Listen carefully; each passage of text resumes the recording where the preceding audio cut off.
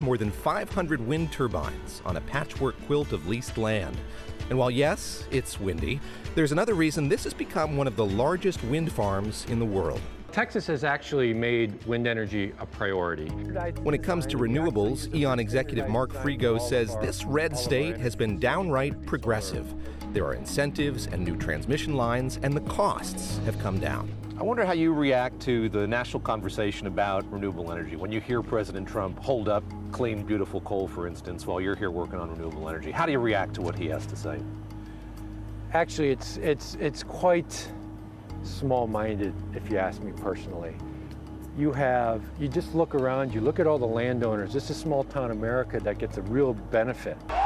Donald Trump won Texas in 2016, and it's gone Republican since 1980. The state's former governor, Rick Perry, is now President Trump's energy secretary. But when it comes to energy policy, this administration and Texas are not on the same page. I don't want to just hope the wind blows to light up your homes and your factory as the birds fall to the ground. In fact, renewables, including wind, are the fastest growing sector of the energy industry. And by 2050, wind power generation is expected to grow by 50%. Greg Wortham is a wind energy advocate who says Texas's success could be replicated nationwide if the federal government didn't have such a narrow focus.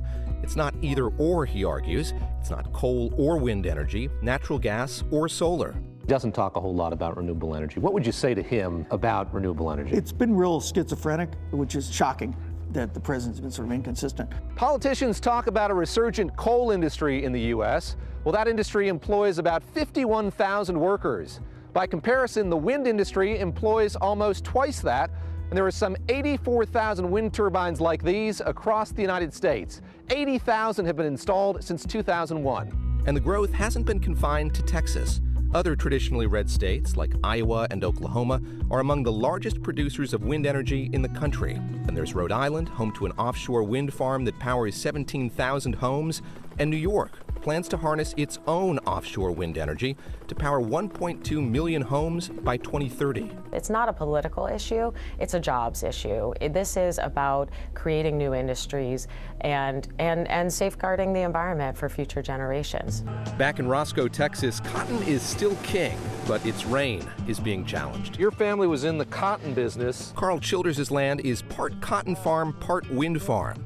And he says that kind of diversification has made a difference to this small town. To have the largest wind farm at the time anywhere in the world stationed right here in Roscoe, Texas, in Nolan County was a huge deal for this town. They've contributed to the school, they've contributed to the community, the tax base. It's been a big, big help. And proponents of renewable energy here in Roscoe say that's the case the president needs to make. David Gura, MSNBC, Roscoe, Texas.